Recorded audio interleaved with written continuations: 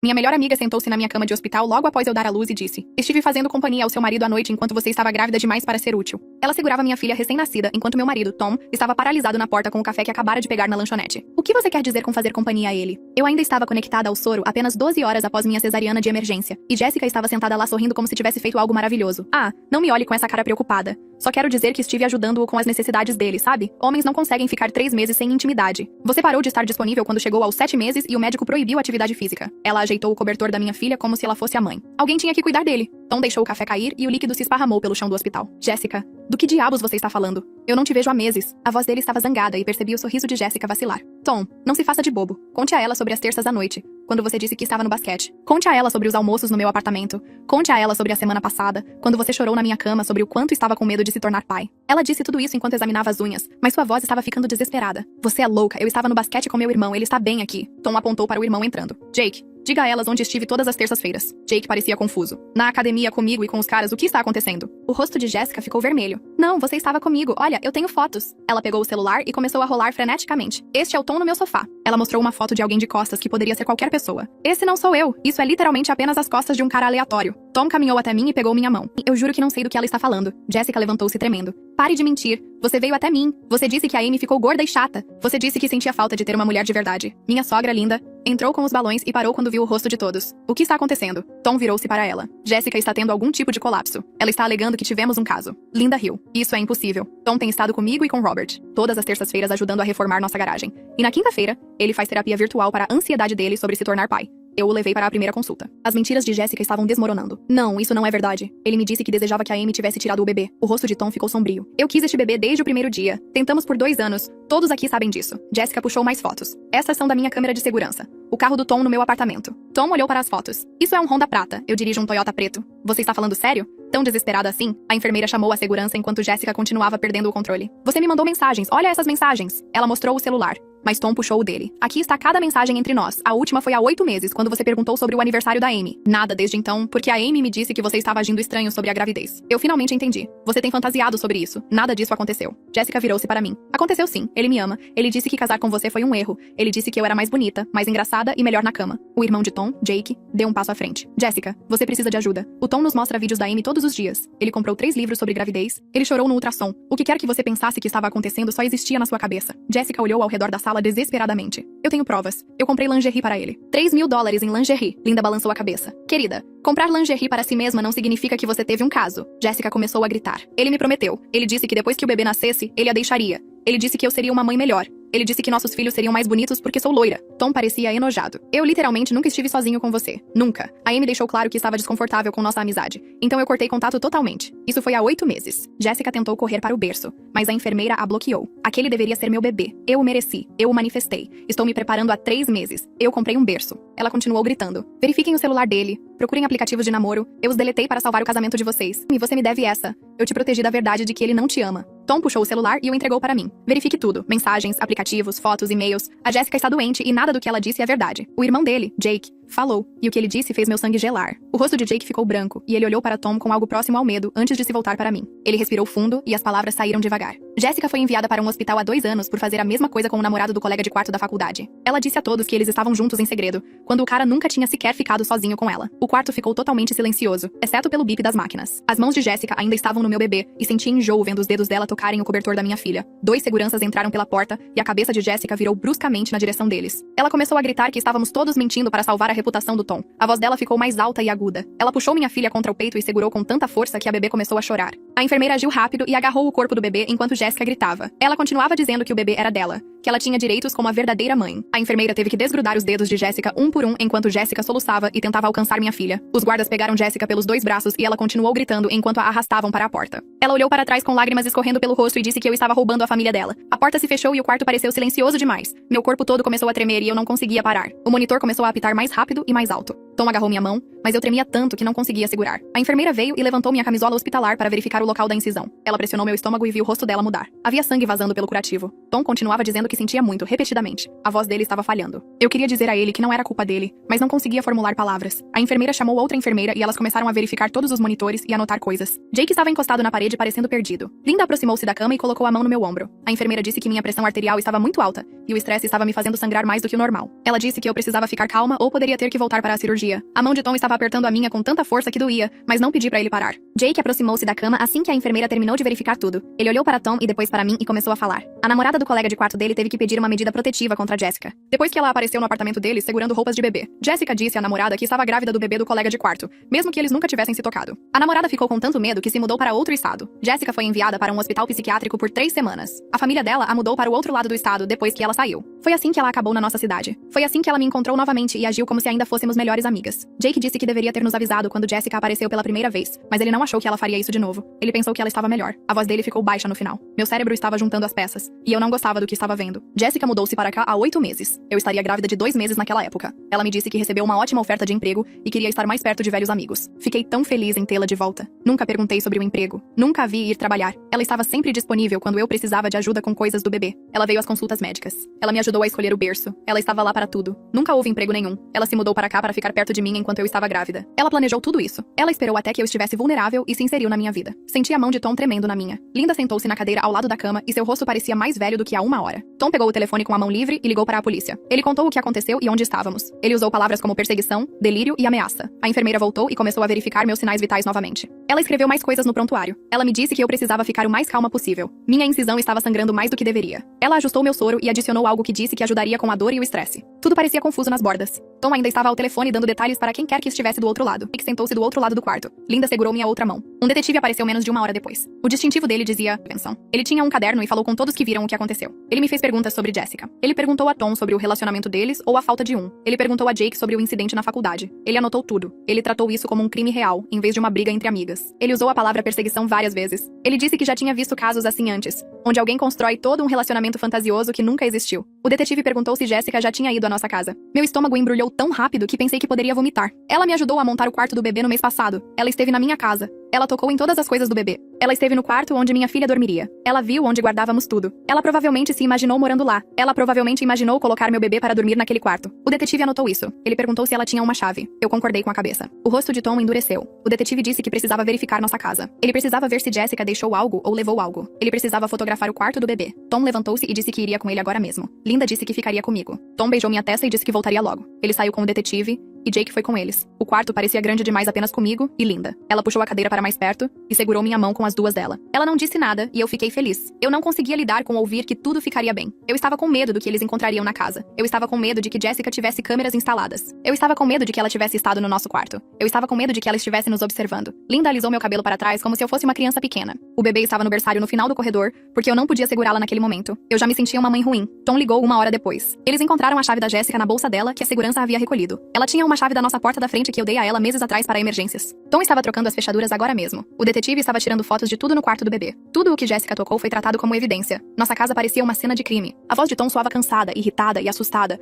Tudo de uma vez. Ele disse que voltaria assim que o chaveiro terminasse. Ele disse que me amava. Ele desligou. Linda apertou minha mão. Fechei os olhos e tentei não pensar em Jessica parada no quarto do meu bebê, planejando levá-la. A assistente social do hospital entrou enquanto Linda estava buscando água para mim. Ela tinha uma pasta e um rosto gentil. Ela sentou-se e explicou que Jessica foi levada para a emergência psiquiátrica. Eles estavam fazendo uma avaliação. Ela ficaria detida por pelo menos 72 horas. Eles não podiam me dizer mais nada por causa das leis de privacidade. A assistente social disse que entendia que isso era difícil de ouvir. Ela disse que sabia que eu precisava saber se minha família estava segura. Ela me deu panfletos sobre medidas protetivas e serviços às vítimas. Ela disse que alguém do departamento de polícia entraria em contato nos próximos dias. Ela deixou a pasta na mesa ao lado da minha cama. Linda voltou com a água e eu bebi. Embora minhas mãos tremessem demais e metade derramou na minha camisola. Eu queria saber o que estava acontecendo com Jessica. Eu queria saber se ela ainda pensava que era dela. Eu queria saber se 72 horas era um tempo suficiente para consertar o que estava quebrado no cérebro dela. A assistente social não pôde responder a nada disso. Ninguém podia. Pedi à enfermeira para levar minha filha para o berçário. Minhas mãos tremiam demais para segurá-la. E toda vez que eu olhava para seu rostinho, via as mãos de Jessica se estendendo. A enfermeira me deu um olhar que me fez sentir a pior mãe do mundo. Ela provavelmente pensou que eu estava rejeitando meu bebê. Ela não disse nada maldoso, mas seus olhos disseram o suficiente. Ela levou o berço para fora e comecei a chorar tanto que minha incisão doeu. Linda tentou me consolar, mas eu não conseguia parar de pensar em Jessica segurando minha filha como se ela pertencesse a ela. Eu deveria estar feliz agora. Eu deveria estar contando dedos das mãos e dos pés e tirando 1 milhão de fotos. Em vez disso, eu estava desmoronando em uma cama de hospital enquanto meu bebê dormia no final do corredor. Tom algumas horas depois com uma bolsa com minhas roupas e minha escova de dentes. Ele parecia exausto. Seus olhos estavam vermelhos e ele continuava esfregando o rosto. Ele me disse que mal dormiu. Ele passou a noite inteira verificando as novas fechaduras a cada hora. Jake ficou na nossa casa e eles planejavam fazer turnos vigiando tudo até sabermos mais sobre Jessica. Tom sentou na beira da minha cama e segurou minha mão. Ele cheirava a café e medo. Eu podia senti-lo tremer um pouco. Não falamos muito porque não havia nada a dizer que tornasse isso melhor. Nossa casa não parecia mais segura. Nossa vida não parecia mais segura. A consultora de lactação veio na manhã seguinte para me ajudar com a amamentação. Meu leite estava descendo e meu peito doía. A consultora foi simpática e paciente, mas eu não conseguia focar no que ela dizia. Ela me mostrou como posicionar o bebê e como conseguir uma boa pega, mas meu cérebro continuava repetindo as palavras de Jessica. Eu continuava pensando em quanto tempo ela estava vivendo nesse mundo falso onde Tom a amava e meu bebê deveria ser dela. A consultora percebeu que eu não estava ouvindo. Ela perguntou se eu estava bem e eu menti dizendo que estava apenas cansada. Ela deixou alguns panfletos sobre a amamentação e me disse para ligar se precisasse de ajuda. Depois que ela saiu, tentei bombear, mas não saiu nada.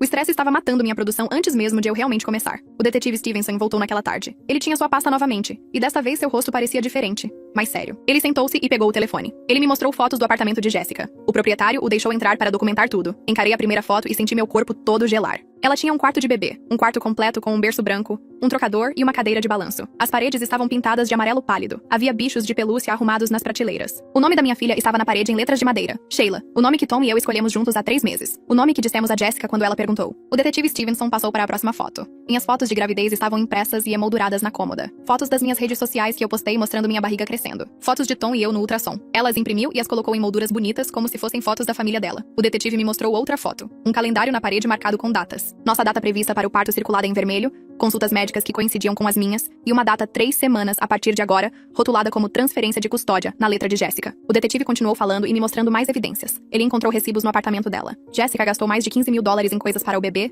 móveis, roupas, brinquedos, mamadeiras e fraldas. Ela comprou uma cadeirinha de carro. Ela comprou um carrinho. Ela comprou uma minivan no mês passado. Uma minivan inteira para um bebê que não era dela. O detetive disse que ela estava planejando isso desde antes de minha filha nascer. Ela tratou minha gravidez como se eu fosse uma barriga de aluguel, como se tivéssemos algum acordo onde eu carregaria o bebê e depois o entregaria a ela. A voz do detetive ficou mais baixa quando ele explicou essa parte. Ele disse que Jessica genuinamente acreditava que esse era o plano. Ela gastou milhares de dólares se preparando para uma vida que só existia na cabeça dela. Minha pressão arterial disparou enquanto o detetive me mostrava tudo. O monitor começou a apitar e uma enfermeira entrou correndo. Ela verificou meus sinais vitais e seu rosto ficou todo preocupado. Ela disse ao detetive que ele precisava sair para que eu pudesse descansar. A médica entrou depois disso e disse que eu tinha que ficar mais um dia. Minha pressão não baixava. Ela me avisou que problemas pós-parto podem ficar sérios rapidamente. O estresse de tudo com Jessica estava fazendo meu corpo entrar em colapso. Ela aumentou minha medicação e disse que eu precisava ficar calma. Como eu deveria ficar calma quando minha ex-melhor amiga tinha um quarto com o nome da minha filha na parede? Linda e o pai de Tom, Robert, apareceram naquela noite. Linda me abraçou por um longo tempo sem dizer nada. Então ela se sentou e nos disse que eles queriam ficar conosco nas primeiras semanas depois que eu tivesse alta. Linda costumava ser enfermeira antes de se aposentar. Ela disse que poderia ajudar com o bebê e ficar de olho na minha recuperação cirúrgica enquanto Tom lidava com todas as questões legais e de segurança. Robert concordou e disse que eles já haviam limpado suas agendas. Eles ficariam o tempo que precisássemos. Comecei a chorar de novo porque me senti tão grata e tão quebrada ao mesmo tempo. Eu deveria ser capaz de cuidar do meu próprio bebê. Eu deveria ser capaz de ir para casa e me sentir segura. Em vez disso, eu precisava que meus sogros se mudassem como guarda-costas. O detetive Stevenson ligou para Tom na manhã seguinte. Tom colocou no viva-voz para que eu pudesse ouvir. O avaliador psiquiátrico que examinou Jessica contatou o detetive com uma atualização. Jessica foi diagnosticada com algo chamado erotomania. O avaliador explicou que era um transtorno delirante onde Jessica genuinamente acreditava que Tom a perseguia e a amava. Ela não estava fingindo ou mentindo de propósito. O cérebro dela construiu uma realidade falsa completa que parecia totalmente real para ela. O avaliador disse que pessoas com erotomania geralmente não conseguem distinguir entre seus delírios e memórias reais. Jessica realmente achava que aquelas conversas falsas aconteceram. Ela realmente achava que Tom disse que a amava. Ela realmente achava que eles tinham todo esse relacionamento. O detetive disse que isso não era algo que simplesmente desapareceria. Mesmo com medicação e terapia, erotomania era difícil de tratar. Jessica poderia nunca aceitar totalmente que nada disso era real. Recebi alta no 3º dia. Tom trouxe o carro e Linda me ajudou a me vestir. Tudo doía. Minha incisão puxava quando eu me movia e meu peito doía de tentar bombear. A enfermeira me levou para fora na cadeira de rodas com o bebê nos braços e me senti uma fraude. Não me sentia mãe. Sentia-me como alguém fingindo ser mãe enquanto a verdadeira mãe estava em outro lugar planejando pegá-la de volta. Dirigimos para casa e eu olhava pela janela para pessoas normais fazendo coisas normais, indo ao supermercado e passeando com seus cachorros, e vivendo vidas onde suas melhores amigas não eram perseguidoras delirantes. Quando entramos na nossa garagem, vi as novas fechaduras na porta, brilhantes e prateadas e prova de que nossa casa não era mais segura. Tom carregou a cadeirinha para dentro e eu andei devagar porque minha incisão doía. Cada cômodo parecia errado. A sala de estar onde Jessica sentava e bebia café. A cozinha onde ela me ajudou a preparar refeições. O quarto do bebê onde ela tocou em todas as coisas da minha filha. Eu continuava verificando armários e olhando embaixo das camas como uma criança pequena. com medo de monstros. Exceto que meu monstro era real e costumava ser minha melhor amiga. Tom foi guardar algo no armário do quarto de hóspedes. Ouvi ele fazer um barulho estranho, e então ele chamou meu nome. A voz dele soava estranha. Caminhei pelo corredor o mais rápido que pude com minha incisão puxando. Tom estava parado no armário segurando um diário. Um diário de couro roxo que eu nunca tinha visto antes. Ele o abriu e suas mãos tremiam. As entradas estavam todas na letra de Jessica. Página após página descrevendo seu relacionamento com Tom. Conversas que eles nunca tiveram. Encontros que nunca aconteceram. Momentos íntimos que só existiam na mente dela. Ela escreveu sobre a primeira vez que Tom supostamente disse que a amava. Ela escreveu sobre ele chorando nos braços dela por minha causa. Ela escreveu sobre planejar o futuro deles juntos. Cada palavra era uma fantasia, mas ela escrevia como se estivesse documentando memórias reais. O rosto de Tom ficou branco enquanto ele folheava as páginas. Havia dezenas de entradas, meses de delírios detalhados, tudo escondido no armário do nosso quarto de hóspedes, onde ela deve ter deixado durante uma de suas visitas. Tom continuou folheando as páginas e seu rosto ficava mais branco a cada uma. O diário tinha tudo. Horários que eu saía para consultas médicas, anotados com pequenas notas ao lado deles. Minha consulta pré-natal das 8 às terças-feiras. Meu check-up das 14 horas às quintas-feiras. Ela escreveu o que eu vestia em cada consulta, como se estivesse me vendo sair de casa. Ela documentou quando Tom ia trabalhar todas as manhãs às 7h15. Ela rastreou quando ele chegava em casa às 17h30. Ela anotou os dias em que ele trabalhou até tarde e os chamou de oportunidades. A sessão de sintomas de gravidez me deu vontade de vomitar. Ela escreveu que meu enjoo matinal significava que eu era fraca. Ela disse que meus tornozelos inchados provavam que eu não conseguia lidar com a maternidade. Ela documentou minha fadiga e chamou de preguiça. Cada sintoma normal de gravidez foi distorcido como evidência de que eu não merecia meu bebê. Ela escreveu que seria uma mãe melhor porque era mais saudável, mais forte e mais preparada. Meu estômago contraiu com força e senti uma umidade se espalhando pela minha camisa. Olhei para baixo e vi sangue encharcando o tecido sobre minha incisão. O estresse estava me fazendo sangrar pelo local da cirurgia. Chamei Linda e minha voz saiu trêmula e assustada. Ela correu e viu o sangue e imediatamente me ajudou a sentar na cama. Ela pegou gaze limpa no banheiro e levantou minha camisa para verificar a incisão. Os pontos estavam intactos, mas o sangue estava vazando pelas bordas, onde a pele tentava cicatrizar. Linda pressionou gaze fresca contra a ferida e me disse para respirar devagar. Comecei a chorar porque Jessica estava planejando isso há meses, e eu nunca percebi nada de errado. Confiei nela perto da minha casa, do meu marido e do meu bebê ainda não nascido. Linda trocou o curativo enquanto eu soluçava sobre como Jessica comprou um berço. Escolheu nomes e fez planos para levar minha filha. Ela continuava dizendo coisas tranquilizadoras, mas eu podia ver que ela estava com medo também. O sangramento diminuiu após 10 minutos, mas Linda me fez prometer ligar para o médico se começasse de novo. O detetive Stevenson ligou para o telefone de Tom na manhã seguinte. Tom colocou no viva voz para que eu pudesse ouvir, enquanto Linda segurava o bebê no outro quarto. O detetive disse que Jessica poderia ser mantida além das 72 horas, se a equipe psiquiátrica decidisse que ela era perigosa. Ele estava trabalhando com eles para construir um caso para mantê-la por mais tempo. Eles tinham o diário agora como evidência. Eles tinham fotos do quarto de bebê que ela montou em seu apartamento. Eles tinham os recibos mostrando $15 mil gastos em itens para bebê. Eles tinham seus planos detalhados para levar minha filha escritos em sua própria letra. O detetive disse que isso era suficiente para argumentar por uma internação involuntária estendida. Ele nos avisou que, mesmo com medicação e tratamento, era realmente difícil de consertar. Jessica poderia nunca aceitar totalmente que todo o seu relacionamento com Tom só existia na cabeça dela. Algumas pessoas com essa condição permaneciam delirantes por anos, mesmo com o melhor cuidado. O detetive prometeu nos atualizar assim que a retenção psiquiátrica fosse estendida ou se Jessica fosse liberada. Tom agradeceu e encerrou a chamada. Ficamos sentados sem falar por um longo tempo. Tentei amamentar naquela tarde porque a consultora de lactação disse que ajudaria no vínculo. Linda trouxe o bebê para mim e saiu do quarto para nos dar privacidade. Segurei minha filha e tentei fazê-la pegar o peito. Ela estava agitada e eu estava desajeitada, e de repente, não consegui respirar. Meu peito ficou apertado e minhas mãos começaram a tremer. Eu continuava vendo o rosto de Jessica quando ela segurou meu bebê no hospital. Eu continuava ouvindo ela dizer que o bebê deveria ter sido dela. Meu coração estava batendo tão rápido que pensei que fosse desmaiar.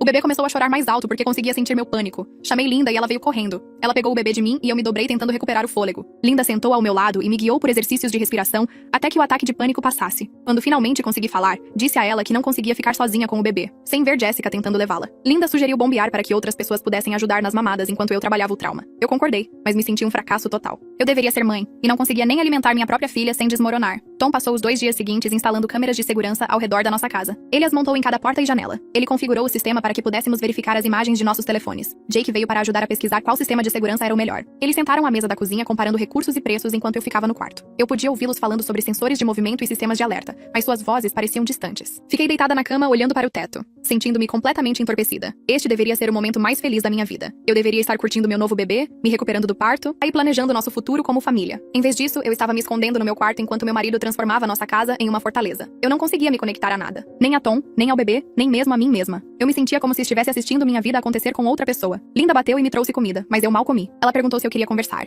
e eu apenas balancei a cabeça. Não havia nada a dizer que tornasse nada disso melhor. O detetive Stevenson ligou novamente 3 dias depois. O hospital psiquiátrico estendeu a retenção de Jessica para 2 semanas. Eles precisavam de tempo para estabilizá-la com medicação e ajustar a dosagem. O detetive disse que isso era uma boa notícia, porque significava que os médicos concordavam que ela era perigosa. Mas então ele disse algo que fez meu estômago despencar. Mesmo com tratamento, a disfória era um dos transtornos delirantes mais difíceis de curar. A maioria das pessoas com essa condição nunca aceitava totalmente que seu delírio não era real. Elas poderiam parar de falar sobre isso ou aprender a esconder suas crenças melhor. Mas no fundo ainda acreditam que o falso relacionamento aconteceu. Jessica poderia tomar remédios e ir para a terapia e dizer todas as coisas certas, mas ainda poderia acreditar que Tom a amava e que o bebê deveria ser dela. O detetive disse que precisávamos estar preparados para que Jessica fosse uma ameaça a longo prazo, mesmo depois de sair do hospital. Agradecemos, e Tom imediatamente começou a pesquisar sobre medidas protetivas. Na tarde seguinte, o telefone de Tom tocou com um número que ele não reconheceu. Ele quase não atendeu, mas algo o fez atender. A voz de uma mulher veio chorando e pedindo desculpas. Ela disse que seu nome era Fiona Dougherty e que era a mãe de Jessica. Tom colocou no viva-voz e gesticulou para que eu ouvisse. Fiona soluçava tanto que mal conseguia falar. Ela disse que sentia muito por tudo o que Jessica fez. Ela explicou que Jessica parou de tomar a medicação há 6 meses. A família não sabia que Jessica havia se mudado para a nossa cidade. Eles não sabiam que ela tinha se reconectado comigo. Eles pensavam que ela ainda estava morando a 2 estados de distância, perto deles. Fiona disse que se soubessem que Jessica estava sem medicação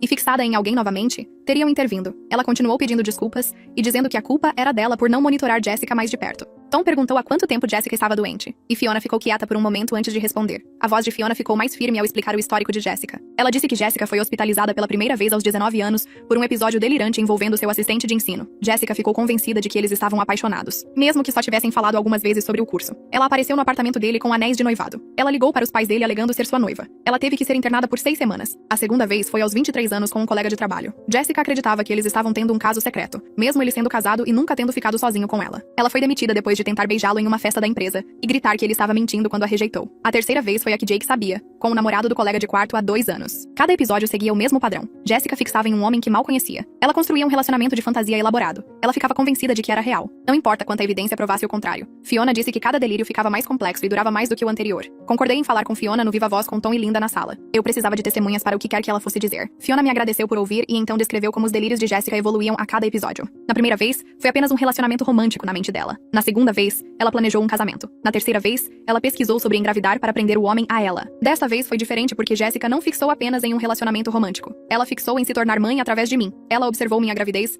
e decidiu que meu bebê deveria ser dela. Ela fez planos para levar minha filha como se fosse uma coisa completamente normal e razoável de se fazer. Fiona disse que essa foi a escalada mais perigosa até agora. Porque Jessica não estava apenas delirando sobre um relacionamento. Ela estava delirando sobre maternidade e família. E havia construído toda uma vida de fantasia que incluía minha filha. A equipe psiquiátrica disse a Fiona que delírios maternos eram especialmente resistentes ao tratamento porque mexiam com impulsos biológicos profundos. Fiona ofereceu pagar pelo nosso sistema de segurança. E quaisquer taxas legais que precisássemos para medidas protetivas ou custos judiciais. Ela estava chorando de novo e dizendo que deveria ter feito mais depois que Jessica se mudou. Ela deveria ter verificado com mais frequência. Ela deveria ter se certificado de que Jessica continuava tomando a medicação. Ela prometeu que, quando Jessica fosse liberada, ela não teria acesso a dinheiro ou transporte. A família a monitoraria de perto e garantiria que ela não pudesse nos contatar. Mas mesmo enquanto Fiona dizia tudo isso, eu sabia que eram apenas palavras. Jessica era uma adulta. A família dela não podia vigiá-la a cada segundo. Eles não podiam forçá-la a tomar remédios se ela não quisesse. Eles não podiam impedi-la de conseguir dinheiro ou um carro, ou encontrar maneiras de chegar até nós se ela estivesse determinada o suficiente. As promessas de Fiona a faziam se sentir melhor, mas não me faziam sentir segura. Tom agradeceu e disse que pensaríamos na oferta dela. Depois que ele desligou, todos nós ficamos sentados sabendo que Jessica estar doente não significava que estávamos protegidos do que ela poderia fazer a seguir. 2 semanas depois de voltar do hospital, meu corpo estava cicatrizando, mas minha mente continuava repetindo o rosto de Jessica quando ela tentou pegar minha filha. O local da incisão parou de sangrar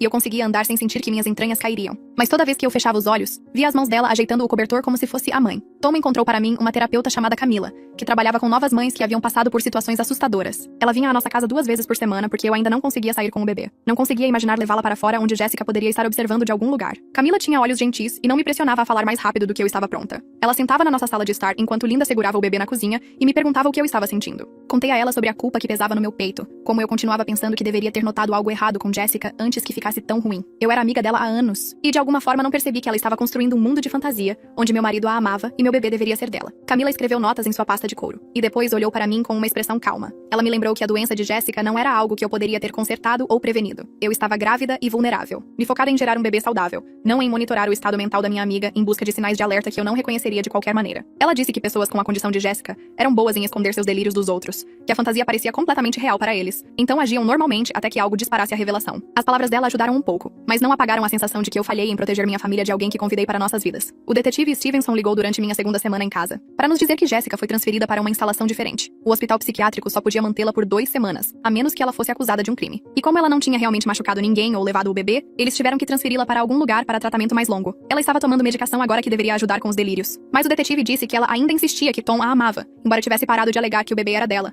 após dias de sessões de terapia. O centro de tratamento ficava a 1 hora de distância, e tinha regras rígidas sobre contato com o mundo exterior. Jessica tinha permissão para ligações supervisionadas depois de ficar estável por 1 semana, e aparentemente ela já tinha tentado me ligar 3 vezes. Eu não atendi, mas ela deixou correios de voz que Tom ouviu primeiro para garantir que não fossem ameaçadores. Ele tocou um para mim no viva voz enquanto estávamos sentados à mesa da cozinha. A voz de Jessica parecia menor do que eu lembrava, quase infantil. Ela pediu desculpas por me assustar no hospital e disse que entendia agora que o bebê era meu. Mas então ela disse que Tom a tinha iludido, e que ela tinha se confundido com a linha do tempo, que ele tinha dado sinais que ela interpretou mal. Ela falou sobre o quanto se importava com ele, e como era difícil aceitar que ele não sentia o mesmo. A mensagem inteira fez minha pele arrepiar porque, mesmo com medicação e terapia, ela não conseguia aceitar totalmente que nada daquilo tinha sido real. Ela ainda acreditava que algo tinha acontecido entre eles, só não exatamente o que ela pensava. Aquela incapacidade de ver a realidade, mesmo quando os médicos a estavam ajudando, era mais assustadora do que os gritos dela no hospital. O detetive Stevenson veio à nossa casa 3 semanas após o parto para nos ajudar a solicitar uma medida protetiva. Ele trouxe uma pilha de formulários e os espalhou pela nossa mesa de jantar, explicando que precisávamos documentar tudo se quiséssemos proteção legal. Tom já havia imprimido fotos do apartamento de Jessica que mostravam o quarto de bebê que ela construiu, o calendário com nossos marcos familiares marcados e os recibos de todos os itens de bebê que ela comprou. O detetive adicionou o diário que encontraram no armário do nosso quarto de hóspedes, as imagens de segurança do hospital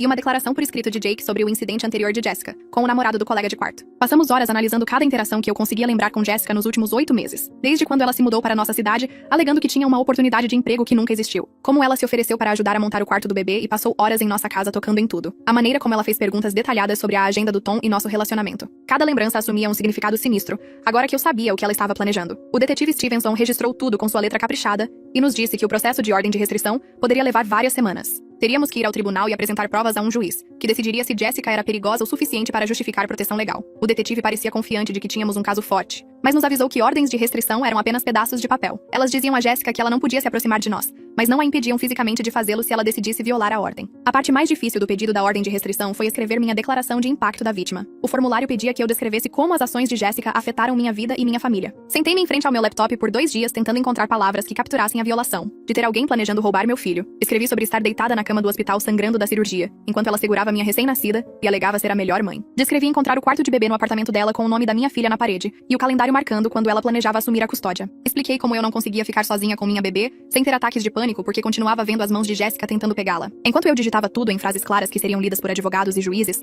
comecei a entender o tamanho do perigo real em que estivemos. Jessica não estava apenas delirante e triste. Ela havia feito planos detalhados e gastado milhares de dólares se preparando para levar minha filha. Ela estudou nossas rotinas e esperou o momento certo. Se ela fosse um pouco mais organizada, ou se não tivéssemos familiares que pudessem refutar suas alegações sobre o caso amoroso, ela poderia ter encontrado uma maneira de levar minha bebê do hospital ou de nossa casa. A percepção me deixou fisicamente doente, e tive que correr para o banheiro para vomitar. Tom me encontrou no chão e me segurou enquanto eu chorava sobre o quão perto estivemos de perder tudo. Tom tirou 1 mês de folga do trabalho usando sua licença familiar para ficar em casa comigo e lidar com toda a parte legal. Seu chefe foi compreensivo e disse para ele levar o tempo que precisasse, que a família vinha em primeiro lugar. Mas eu me preocupava com dinheiro porque a licença de Tom era apenas parcialmente remunerada e tínhamos um novo bebê com todas as despesas que vinham com ela. Estivemos economizando por anos para bancar essa criança, e agora a doença de Jessica estava consumindo essas economias com honorários de advogados e custos de sistemas de segurança. Mais do que o dinheiro, porém, eu odiava que o delírio de Jessica estivesse roubando essas primeiras semanas que deveriam ter sido de alegria e vínculo com nossa filha. Em vez de ficar na cama fazendo contato pele a pele e aprendendo seus diferentes choros, eu estava preenchendo formulários legais e tendo ataques de pânico. Em vez de Tom gravar vídeos fofos dos primeiros sorrisos da bebê, ele estava instalando câmeras e trocando fechaduras.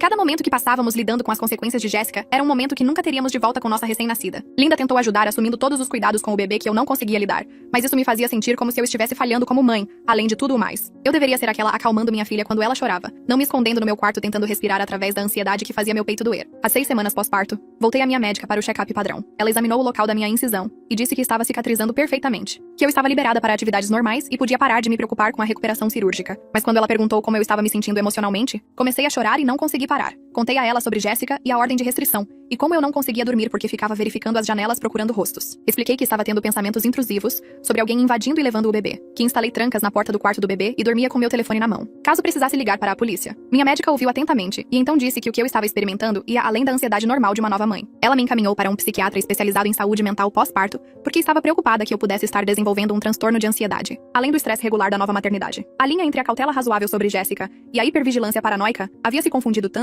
que eu não conseguia mais ver a diferença. Era normal verificar as trancas 15 vezes antes de dormir? Ou era minha ansiedade assumindo o controle? Era razoável entrar em pânico quando alguém batia na porta ou eu estava exagerando? Minha médica disse que o psiquiatra me ajudaria a descobrir o que era uma resposta proporcional e o que era trauma me fazendo ver perigo em todos os lugares. Jake começou a trazer jantar para nossa casa 2 vezes por semana, sem pedirmos. Ele aparecia com recipientes de comida de restaurantes ou refeições que Linda tinha cozinhado. E brincava com a bebê enquanto íamos às nossas sessões de terapia. Camila sugeriu que fizéssemos terapia de casal além das minhas sessões individuais, porque o delírio de Jessica afetou nós dois de maneiras diferentes. Tom estava com raiva de uma maneira que eu nunca o tinha visto antes. Furioso porque alguém violou nossa família e me deixou com medo em minha própria casa. Eu estava triste, culpada e ansiosa, tudo ao mesmo tempo. De luto pela amizade que perdi, ao mesmo tempo em que estava aterrorizada com a pessoa que Jessica se revelou ser. Precisávamos de ajuda para aprender a conversar um com o outro sobre o que havia acontecido sem que nenhum de nós desmoronasse ou se fechasse. Jake se sentia culpado também. Embora nada disso fosse culpa dele, ele continuava se desculpando por não nos avisar antes sobre o histórico de Jessica com seu colega de quarto, dizendo que deveria ter me contado quando ela se mudou para a nossa cidade que ela tinha um padrão de fixação em homens. Mas como ele poderia saber que ela se fixaria na maternidade dessa vez em vez de apenas romance? Como qualquer um de nós poderia ter previsto que ela decidiria que minha bebê deveria ser dela? Camila nos lembrou durante uma sessão conjunta que a doença mental afetava redes inteiras de pessoas, não apenas a pessoa que estava doente. O delírio de Jessica havia se espalhado e prejudicado a todos nós, e estávamos todos aprendendo a nos curar de algo que nenhum de nós causou ou mereceu. A audiência da ordem de restrição foi agendada para quando a bebê tivesse 7 semanas. Teríamos que ir ao tribunal de família e apresentar nossas evidências a um juiz chamado Harold Wise, que revisaria tudo e decidiria se Jessica representava uma ameaça contínua.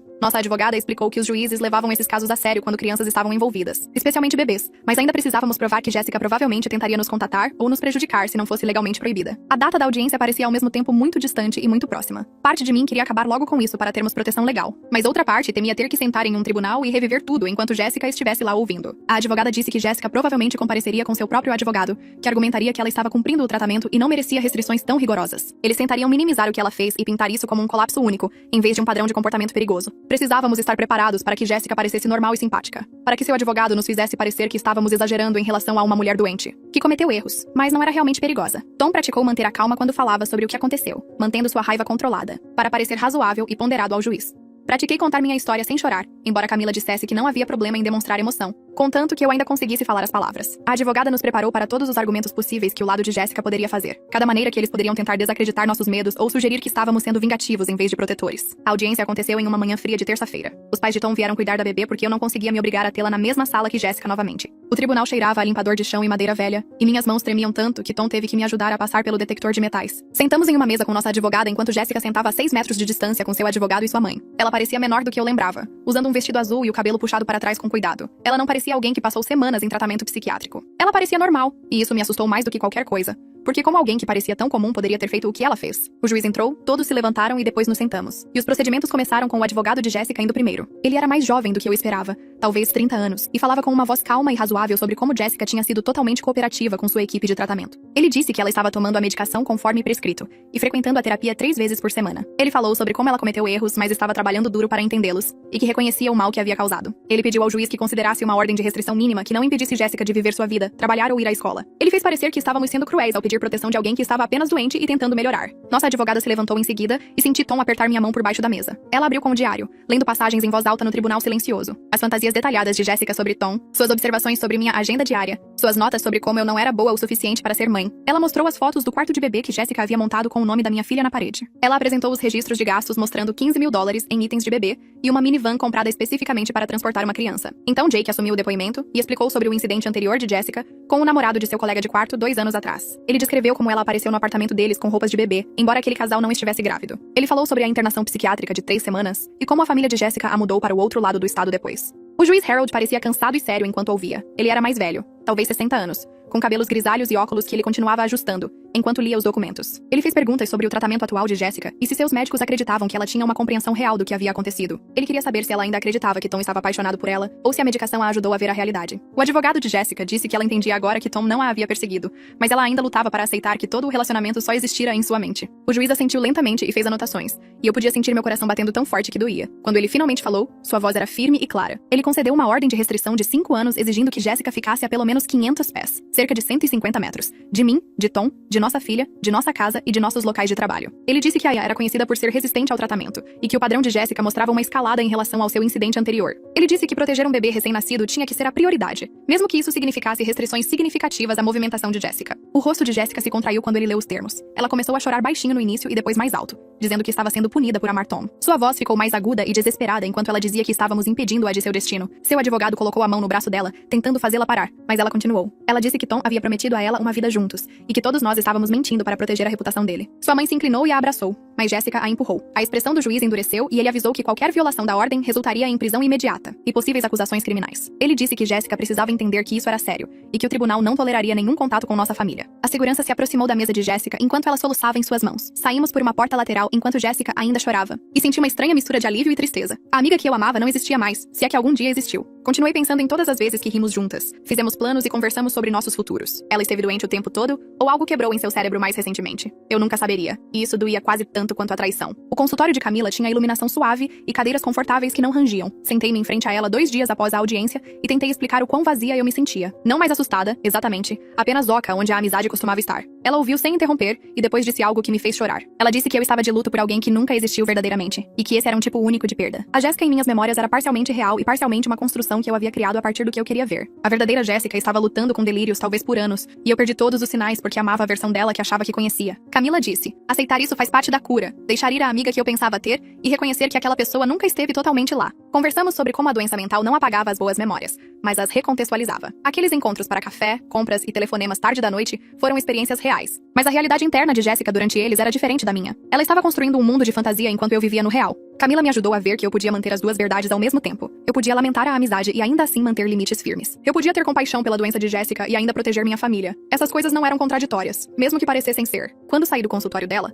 me senti mais leve de alguma forma, como se estivesse carregando algo pesado e finalmente o tivesse colocado no chão. A bebê completou 2 meses em uma quarta-feira, e Linda veio com suprimentos para me ensinar os truques de sua avó para acalmar bebês. Ela me mostrou como fazer o swaddle, embrulhar o bebê, mais apertado do que eu estava fazendo, e como fazer aquele som específico de sh, que aparentemente todos os bebês respondem. Passamos a tarde juntas enquanto Tom estava no trabalho, e me peguei realmente rindo quando minha filha fez uma careta enrugada durante uma troca de fraldas. Linda me pegou verificando a janela em um momento e gentilmente redirecionou minha atenção de volta para a bebê. Ela disse que eu estava indo melhor do que imaginava e que se tornar mãe enquanto lidava com um trauma era uma das coisas mais difíceis que uma pessoa poderia fazer. Olhei para os dedinhos da minha filha enrolados nos meus e percebi que parei de ver as mãos de Jéssica tentando pegá-la. Ela era totalmente minha agora, de uma maneira que não tinha sido naquelas primeiras semanas terríveis. Eu ainda tinha momentos de ansiedade, mas eles estavam ficando mais curtos e menos intensos. Eu conseguia focar em suas expressões em vez de constantemente escanear por ameaças. Naquela noite, depois que Linda foi embora, sentei-me no quarto do bebê balançando minha filha e senti algo próximo da paz. Não uma paz completa, porque o medo ainda estava lá sob a superfície, mas paz suficiente para acreditar que as coisas poderiam realmente ficar bem. Tom voltou ao trabalho na segunda-feira seguinte, com o sistema de segurança armado e seu telefone configurado para checar a cada 2 horas. O primeiro dia foi difícil para nós dois. Continuei mandando mensagens perguntando se estava tudo bem, e ele continuou ligando entre as reuniões para garantir que estávamos seguras em casa. Mas ambos sabíamos que não podíamos nos esconder para sempre. Ou o delírio de Jessica ainda estaria controlando nossas vidas, mesmo com ela longe. Precisávamos reconstruir rotinas normais e confiar que o sistema legal nos protegeria. Na quarta-feira, a verificação passou a ser 3 vezes ao dia. Na sexta-feira, Tom ficou no trabalho por 8 horas completas sem correr para casa mais cedo. Parecia progresso, mesmo sendo exaustivo. Cada vez que a campainha tocava, eu pulava. Cada vez que um carro passava devagar pela nossa casa, eu observava até desaparecer. Mas eu estava aprendendo a distinguir entre cautela razoável e medo impulsionado pelo trauma. A maioria dos carros eram apenas vizinhos. A maioria das campainhas eram apenas entregas. O mundo não era tão perigoso quanto minha ansiedade queria que eu acreditasse. Encontrei o grupo de apoio através de um panfleto no consultório do meu psiquiatra. Ele se reunia nas noites de quinta-feira em um centro comunitário a 5 km de nossa casa, e focava especificamente em mães que haviam sofrido trauma pós-parto. Na primeira noite, quase não fui porque deixar a bebê parecia impossível, mesmo com Tom em casa com ela, mas me forcei a entrar naquela sala com outras 8 mulheres sentadas em círculo. Elas variavam dos 20 e poucos até meados dos 40 anos, e suas histórias eram todas diferentes, mas de alguma forma iguais. O bebê de uma mulher passou 2 semanas na UTI neonatal, e ela tinha ataques de pânico toda vez que ele tossia. Outra sofreu um acidente de carro 3 dias após dar à luz, e não conseguia mais dirigir sem flashbacks. Uma terceira tinha uma irmã que tentou tirar a custódia, alegando que ela era uma mãe inapta. Todas nós tínhamos aquele olhar de quem viu algo terrível e ainda estava processando. Ouvi-las falar me ajudou a perceber que eu não era louca ou fraca. Partos traumáticos aconteciam. Complicações médicas aconteciam. Confiança violada durante o período pós-parto acontecia mais do que qualquer um queria admitir. Essas mulheres entendiam de uma maneira que meus outros amigos não conseguiam. Elas sabiam qual era a sensação de estar aterrorizada em sua própria casa com um recém-nascido dependendo de você. Elas conheciam a culpa de não criar vínculos imediatamente porque o medo ocupava todo o espaço onde a alegria deveria estar. No final daquela primeira reunião, chorei 2 vezes e troquei números com 3 mulheres. Voltei toda quinta-feira depois disso. Fiona começou a enviar atualizações a cada 2 semanas, como prometera na audiência. O primeiro e-mail veio quando a bebê tinha 9 semanas. Ela escreveu que Jéssica estava morando em uma casa de repouso supervisionada com outras 4 mulheres que tinham várias condições de saúde mental. Ela frequentava terapia intensiva 4 dias por semana e começou a trabalhar meio período em uma livraria fazendo inventário e organizando prateleiras. A medicação estava ajudando com o pensamento delirante. mas Jessica ainda lutava para aceitar que seu relacionamento nunca havia existido. Seu terapeuta disse que ela mudou de acreditar que era real atualmente para acreditar que tinha sido real no passado, mas que Tom agora estava mentindo sobre isso. Isso era progresso, aparentemente, embora ainda significasse que ela não conseguia aceitar totalmente a realidade. Fiona se desculpou novamente e disse que estava tentando equilibrar o apoio à filha com o respeito à nossa necessidade de segurança. Não respondi ao e-mail, mas também não o deletei. Saber onde Jessica estava e o que estava fazendo ajudava de alguma forma. Fazia a ameaça parecer mais controlável, e menos como se ela pudesse aparecer em qualquer lugar a qualquer momento. Aos 3 meses pós-parto, meu psiquiatra reduziu minha medicação após revisar meus registros de sono e rastreamento de ansiedade. Eu estava dormindo trechos de 6 horas na maioria das noites, e meus ataques de pânico diminuíram de diários para talvez 2 vezes por semana. Eu estava aprendendo a diferenciar entre consciência de segurança razoável e hipervigilância impulsionada pelo trauma. Verificar as trancas uma vez antes de dormir era razoável. Verificá-las 6 vezes era hipervigilância. Olhar pela janela quando um carro desacelerava era razoável. Observar cada carro que passava por nossa casa era hipervigilância. Meu cérebro estava lentamente recalibrando o que parecia cautela normal versus o que parecia medo. A redução da medicação me assustou no começo. Por que e se eu precisasse dela para funcionar? Mas meu psiquiatra explicou que o objetivo sempre foi usar a medicação como uma ferramenta durante a crise e depois reduzi-la à medida que eu desenvolvesse outras habilidades de enfrentamento. A terapia, o grupo de apoio e o tempo estavam todos me ajudando a curar de maneiras que pílulas não podiam. Eu estava ficando mais forte, mesmo quando não parecia. Tom e eu arrumamos o carro. Em uma manhã de sexta-feira, quando a bebê tinha 3 meses e meio. Linda ligou no início da semana perguntando se iríamos para o fim de semana. E eu disse sim, antes que meu cérebro pudesse inventar razões para ficar em casa. Tom carregou a bolsa de fraldas, o berço portátil e suprimentos, de bebê suficientes para uma semana, embora só fôssemos ficar fora por 2 noites. Sentei no banco do passageiro segurando nossa filha enquanto ele verificava as trancas de nossa casa 2 vezes. Depois entrou e ligou o motor. Não conversamos muito no trajeto de 40 minutos até a casa, dos pais dele. Observei as árvores passarem e tentei não pensar na última vez que estive em um carro por mais de 10 minutos. Que foi a viagem, de ambulância para o hospital, quando minha bolsa estourou cedo. A bebê adormeceu antes de chegarmos à rodovia, e eu continuava verificando-a, no espelho que Tom havia prendido no banco de trás. Seus pais moravam em um bairro com quintais grandes e árvores velhas, o tipo de lugar onde as pessoas conheciam seus vizinhos e crianças andavam de bicicleta na rua. Linda abriu a porta antes mesmo de batermos e me puxou para um abraço que parecia seguro em vez de assustador. O pai de Tom carregou nossas malas enquanto Linda pegava a bebê e arrulhava para ela. E percebi que essa era a primeira vez que eu estava em algum lugar que não parecia que Jessica poderia entrar a qualquer momento. O quarto de hóspedes deles tinha paredes amarelas e uma janela que dava para o jardim. Tom montou o berço portátil enquanto eu desfazia nossas malas. E quando ele testou a babá eletrônica, não senti o pico habitual de pânico por não conseguir vê-la a cada segundo. Jantamos na mesa da cozinha e Linda fez carne assada com batatas, a mesma refeição que ela trouxe para nossa casa na semana em que cheguei do hospital. O pai de Tom perguntou sobre o trabalho, e Tom falou sobre um projeto que estava liderando, parecendo mais relaxado do que em meses. Alimentei a bebê enquanto eles tiravam a mesa. E Linda sentou ao meu lado, perguntando se eu precisava de alguma coisa. Não pairando sobre mim, mas presente de uma maneira que parecia reconfortante em vez de sufocante. Naquela noite, dormi melhor do que desde antes do hospital. Algo sobre estar em uma casa onde Jessica nunca esteve, onde seu delírio não tocou nenhum dos móveis ou paredes, fez meu corpo relaxar, de uma maneira que não conseguia em casa. Tom percebeu também, porque me puxou para perto de manhã e sussurrou que meu rosto parecia diferente, menos tenso nas bordas. Passamos o sábado no quintal deles enquanto a bebê ficava de bruços sobre um cobertor. Linda trouxe limonada e o pai de Tom nos mostrou os novos canteiros de flores que havia plantado. Observei Tom jogar uma bola de tênis para o cachorro deles e percebi que nossa casa poderia parecer assim novamente. A presença de Jessica em nossa casa não era permanente. Ela esteve lá, mas se foi agora. E eventualmente a sensação dela desapareceria também. No domingo, antes de partirmos, Linda me abraçou novamente e me disse que eu estava indo muito bem, que ela podia me ver ficando mais forte. A viagem de volta para casa foi diferente da ida. Eu não estava com medo do que encontraríamos quando abríssemos a porta. Nossa casa era apenas nossa casa, e o fantasma de Jessica estava ficando menor a cada dia. Fiona ligou numa tarde de terça-feira quando eu estava dobrando roupas. Quase não atendi porque números desconhecidos ainda faziam meu coração disparar, mas reconheci o código de área de seus e-mails anteriores. Sua voz era cuidadosa e ela perguntou se estava tudo bem conversar, me dando espaço para dizer não. Coloquei-a no viva voz e continuei dobrando enquanto ela explicava que Jessica foi transferida para um programa diferente. A casa de repouso em que ela esteve nos últimos 3 meses a estava transferindo para um ambiente menos restrito porque ela havia feito progresso. A voz de Fiona ficou tensa quando disse progresso, como se não tivesse certeza se acreditava ou se apenas queria acreditar. Jessica estava tomando sua medicação todos os dias sem lutar contra isso. Ela estava indo para a terapia 4 vezes por semana e trabalhando na livraria sem incidentes. Seus delírios sobre Tom haviam diminuído, embora seu terapeuta usasse palavras como diminuído e reduzido em vez de desaparecido. Fiona explicou que Jessica agora aceitava que Tom não estava atualmente apaixonado por ela, o que era diferente de aceitar que ele nunca esteve apaixonado por ela. Era um passo, mas não o passo que eu precisava para me sentir segura. O terapeuta havia avisado que o estresse poderia desencadear uma recaída. Qualquer grande mudança de vida ou transtorno emocional poderia enviar Jessica de volta ao delírio, como um mecanismo de enfrentamento. Fiona se desculpou novamente, pela 100ª vez, e eu disse a ela que estava tudo bem, embora não estivesse realmente tudo bem. Era apenas a coisa que se diz a uma mãe cuja filha está doente. Ela perguntou se poderia continuar enviando atualizações, e eu disse sim,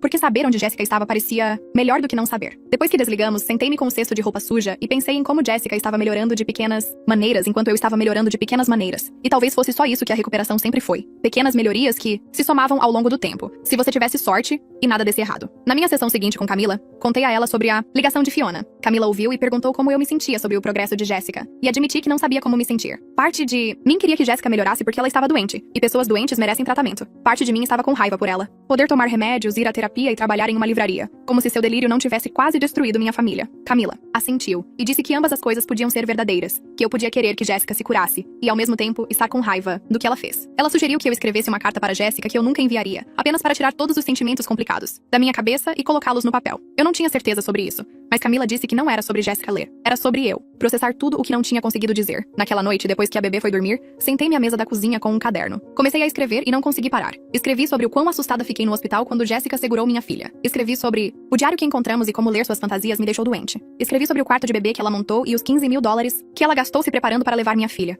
Escrevi sobre nossa amizade antes de tudo desmoronar, os encontros para café e noites de cinema e como ela foi a primeira pessoa a quem contei quando engravidei. Escrevi sobre sentir raiva, traição e tristeza, tudo ao mesmo tempo. Escrevi sobre como sentia falta da minha amiga, mas minha amiga talvez nunca tivesse existido. Apenas Jéssica e sua doença fingindo ser alguém seguro. Escrevi por 1 hora e preenchi 6 páginas frente e verso. Minha mão teve cãibra e meus olhos arderam, mas continuei, até que não houvesse mais nada a dizer. Quando terminei, dobrei a carta e a coloquei na gaveta do meu criado mudo. Tom perguntou o que eu estava escrevendo, e eu disse que era algo que Camila sugeriu. Ele beijou minha testa e disse que estava orgulhoso de mim por fazer o trabalho, mesmo quando era difícil. Ler a carta na manhã seguinte foi diferente de escrevê-la. As palavras pareciam menores na página, menos avassaladoras do que pareciam na minha cabeça. Eu podia ver onde minha raiva era justificada e onde era apenas dor procurando algum lugar para ir. A doença de Jéssica explicava por que ela fez o que fez, mas não desculpava o dano. Eu podia reconhecer que o cérebro dela estava funcionando mal e ainda manter que não era seguro ela estar perto da minha família. Eu podia lamentar a amizade que tínhamos, enquanto aceitava que aquela amizade foi construída sobre uma versão de Jéssica que não podia existir sem medicação e tratamento intensivo. A carta me ajudou a separar a pessoa que eu conhecia da doença que assumiu o controle. Eu podia sentir tristeza por nós duas sem deixar que essa tristeza me tornasse vulnerável a ela novamente. Camila estava certa sobre esse exercício. Colocar tudo no papel tornou a coisa finita em vez desse ciclo interminável de pensamentos que me mantinha acordada à noite. Eu não precisava enviá-la porque Jéssica não merecia meu processamento ou meu perdão. Essa carta era para mim e fez o que precisava fazer. Tom e eu decidimos batizar nossa filha quando ela tinha 4 meses. Estávamos falando sobre isso desde antes de ela nascer, mas tudo com Jéssica havia empurrado isso para o fundo de nossas mentes. Linda nos ajudou a planejar uma pequena cerimônia na igreja deles, apenas com a família imediata. Sem grande recepção, sem parentes distantes, apenas as pessoas que estiveram lá durante tudo e provaram que podiam ser de confiança. Na manhã do batizado, vesti nossa filha com o vestido branco que Linda guardou de quando Tom era bebê. Ela parecia minúscula e perfeita, seu cabelo escuro começando a enrolar nas pontas. Tom usava terno, e eu usava um vestido azul que realmente servia agora que meu corpo estava começando a parecer meu novamente. A igreja estava silenciosa e fresca, apenas nosso pequeno grupo nos bancos da frente. O padre foi gentil e não perguntou por que queríamos uma cerimônia tão privada. Ele abençoou nossa filha e derramou água sobre sua cabeça enquanto ela piscava para ele, parecendo confusa. Linda chorou, e o pai de Tom tirou fotos. Jake foi o padrinho e fez uma piada sobre ensiná-la a jogar basquete quando ela fosse mais velha. Segurei minha filha, depois, e senti algo mudar no meu peito. Ela era totalmente minha agora, de uma maneira que ia além da biologia ou direitos legais. Ela era minha porque eu a escolhi, lutei por ela e me recusei a deixar o delírio de alguém tirá-la de mim. O batismo pareceu reivindicar algo que a doença de Jéssica tentou roubar. Essa alegria de ser mãe sem medo atrelado. Durante o batismo, olhei para minha filha em meus braços e percebi que não estava mais vendo as mãos de Jéssica. Por semanas após o hospital, eu não conseguia olhar para ela sem lembrar de Jéssica segurando, ajustando seu cobertor como se tivesse algum direito. Mas agora, quando eu olhava para minha filha, eu via apenas minha filha. Seus dedos pequenos e a maneira como ela agarrava meu colar. Seus olhos que estavam começando a se parecer mais com os de Tom. Seu cheiro, que era todo shampoo de bebê e leite. A reivindicação de Jéssica sobre ela havia evaporado, deixando apenas o que era real e verdadeiro. Minha filha era minha e de Tom.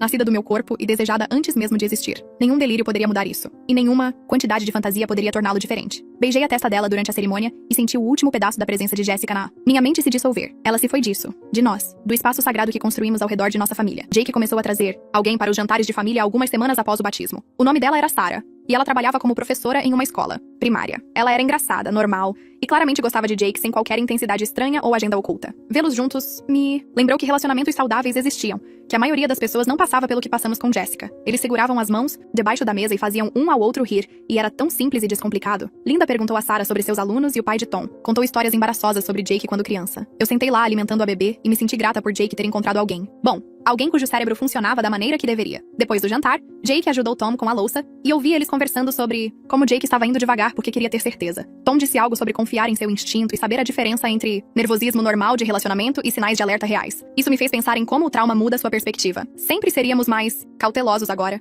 mais atentos aos sinais de alerta, mas não podíamos deixar a doença de Jéssica nos fazer ter medo de todos. A maioria das pessoas era segura. A maioria das amizades era real. Jessica foi uma aberração, não um reflexo de como o mundo geralmente funcionava. Minha última sessão com Camila aconteceu em uma tarde de quinta-feira. Estávamos nos encontrando por quase 4 meses, e ela disse que eu havia feito progresso suficiente para que sessões semanais não fossem mais necessárias. Ela estaria disponível se eu precisasse dela, mas achava que eu tinha as ferramentas agora para lidar sem consultas regulares. Passamos a sessão revisando tudo o que havia mudado desde aquela primeira semana após o hospital. Aprendi a pedir ajuda em vez de tentar lidar com tudo sozinha. Aprendi a estabelecer limites e mantê-los, mesmo quando parecia desconfortável. Aprendi a processar o trauma enquanto ainda funcionava como mãe e esposa. Aprendi a diferença entre cautela razoável e medo impulsionado pela ansiedade. Camila me lembrou que a cura não era linear, que eu poderia ter contratempos ou dias difíceis. Mas, no geral, passei de uma mãe de primeira viagem aterrorizada que não conseguia olhar para seu bebê sem ver as mãos de Jessica, para alguém que podia planejar o futuro e confiar em bons resultados. Ela perguntou sobre minha medicação, e eu disse a ela que o psiquiatra a havia reduzido novamente na semana passada. Os ataques de pânico eram raros agora, talvez uma vez a cada 2 semanas em vez de diariamente. Eu estava dormindo melhor,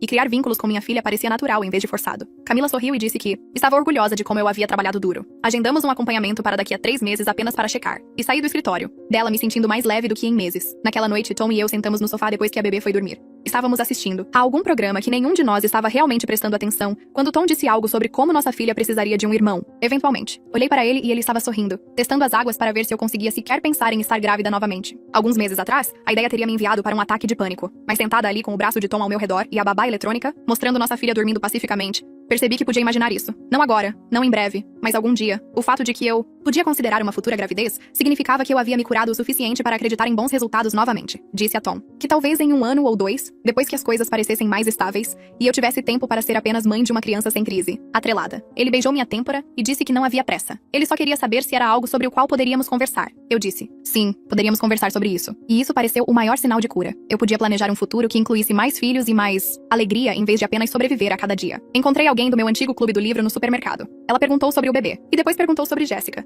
dizendo que não havia há meses. Eu tinha minha resposta pronta, a que pratiquei com Camila. Disse que Jessica estava lidando com problemas de saúde mental e que não estávamos mais em contato. O rosto da mulher mudou para preocupação, e ela perguntou se Jessica estava bem. Disse que ela estava recebendo tratamento e deixei por isso mesmo. A mulher assentiu e disse que esperava que Jessica melhorasse logo. Depois perguntou sobre o horário de sono do bebê, e conversamos sobre coisas normais por alguns minutos antes de dizer adeus. Caminhando para o meu carro, senti-me aliviada por ter lidado com isso sem explicar tudo. Eu não devia a ninguém a história completa. Proteger a privacidade da minha família era mais importante do que satisfazer a curiosidade de alguém. Algumas pessoas sabiam o que aconteceu porque estavam lá no hospital ou envolvidas nos processos legais. Todos os outros só precisavam saber que Jessica e eu não éramos mais amigas, e não era algo que eu quisesse discutir. Esse limite parecia bom e certo. Outro sinal de que eu havia aprendido a proteger a mim e a minha família sem pedir desculpas. A bebê começou a dormir a noite toda aos 4 meses. E de repente, Tom e eu tivemos as noites de volta. Sentamos no sofá depois que ela dormiu às 7. E pela primeira vez em meses, apenas conversamos sem que alguém precisasse de algo. Tom me contou sobre o trabalho e eu contei a ele sobre o novo grupo de mães em que entrei. E pareceu normal de uma maneira que eu quase tinha esquecido. Pedimos comida e assistimos a um filme até o fim, sem pausar. Quando Tom pegou minha mão na metade do filme, percebi que ambos tínhamos sido mudados pelo que aconteceu com Jessica. Éramos mais cuidadosos sobre quem deixávamos chegar perto de nossa família, mas também dizíamos, eu te amo com mais frequência, e não tomávamos momentos tranquilos como garantidos. Tom começou a chegar do trabalho, e me beijar primeiro antes mesmo de largar sua bolsa. Como se precisasse lembrar a si mesmo que eu era real. Estava aqui e era dele. Peguei-o me observando alimentar a bebê às vezes com um olhar no rosto sobre o qual finalmente perguntei. Ele disse que continuava pensando em quão perto chegamos de perder tudo, como Jessica poderia ter machucado nossa filha ou destruído nosso casamento se não tivéssemos provas. Do paradeiro de Tom. Sobrevivemos a algo terrível juntos, e isso nos tornou mais fortes, mas também nos deixou com essa consciência de que as coisas boas são frágeis e precisam ser protegidas. Os e-mails de Fiona mudaram de a cada 2 semanas para uma vez por mês. Jessica estava morando em seu próprio apartamento agora com uma colega de quarto do programa de tratamento. Ela trabalhava em tempo integral em uma biblioteca e ia à terapia toda quarta-feira. Fiona disse que Jessica começou a namorar alguém que conheceu em uma cafeteria, e seu terapeuta estava observando atentamente sinais de que Jessica pudesse criar outro relacionamento falso em sua cabeça. As atualizações me faziam sentir estranha, como se estivesse lendo sobre alguém que eu costumava conhecer e que se tornou uma pessoa diferente. Fiona sempre terminava seus e-mails da mesma maneira, nos agradecendo por não apresentar queixa e dizendo que esperava que algum dia todos pudéssemos encontrar paz. Nunca respondi aos e-mails, mas não os bloqueei. Saber que Jessica estava estável e supervisionada parecia importante, como verificar se uma porta ainda estava trancada. Tom perguntou uma vez se eu queria que Fiona parasse de enviar atualizações, e eu disse não. Não. Saber parecia pior do que saber, mesmo quando o saber doía. Aos 6 meses pós-parto, fiquei no quarto do bebê olhando para caixas que eu estava evitando desde o hospital. Minhas roupas de maternidade que finalmente não me serviam mais, e os presentes do chá de bebê de Jessica que eu não conseguia me obrigar a usar. Havia um cobertor de bebê caro que ela mandou monogramar, um mobile que ela escolheu, macacões que ela comprou em massa porque dizia que todo bebê precisava de opções. Eu tinha enfiado tudo no armário depois que chegamos do hospital, incapaz de olhar para qualquer coisa que as mãos dela tivessem tocado. Mas manter aquilo parecia deixar o delírio dela viver na minha casa, e minha filha merecia algo melhor do que isso. Embalei tudo em sacos de lixo e dirigi até o abrigo para mulheres no centro da cidade. A mulher na recepção olhou olhou para a pilha de itens de bebê novinhos em folha e perguntou se eu tinha certeza. E eu disse que sim. Essas coisas precisavam ir para alguém que as usasse com o coração limpo. Caminhando de volta para o meu carro, senti-me mais leve, como se finalmente tivesse terminado de limpar uma bagunça que eu não havia feito. O quarto da minha filha era verdadeiramente nosso agora, cheio apenas de coisas que Tom e eu escolhemos juntos, com um amor que não era distorcido ou doente. Tom chegou do trabalho numa terça-feira e me encontrou no chão da sala com nossa filha. Ela estava tentando tanto rolar, levantando os ombros e depois caindo de volta. Eu estava rindo de seu rostinho determinado e torcendo por ela como se ela estivesse correndo uma maratona. Tom ficou na porta por um minuto apenas observando antes que eu o notasse. Ele pegou o telefone e tirou uma foto. E mais tarde naquela noite ele me mostrou. Olhei para a foto e vi uma mãe no chão de calça de yoga e uma camisa manchada, cabelo em um coque bagunçado, sorrindo para seu bebê como se nada mais no mundo importasse. Vi alguém que sobreviveu a algo horrível e saiu inteira do outro lado. Nossa família estava segura. Nossa casa pertencia a nós. E a doença de Jessica não conseguiu definir o que a maternidade significava para mim. Eu sempre seria mais cuidadosa agora sobre em quem confiava. Sempre estaria ciente de que a doença mental poderia se esconder atrás de um rosto amigável. Mas me recusei a deixar o medo e a cautela dominarem minha vida. Estávamos construindo algo bonito, nós três. E todos os dias eu podia ver minha filha crescer e mudar. Toda noite Tom voltava para casa e nos sentávamos juntos como uma família. Esse foi o melhor final que eu poderia ter esperado. Não porque tudo fosse perfeito, mas porque protegemos o que mais importava. E ainda estávamos de pé.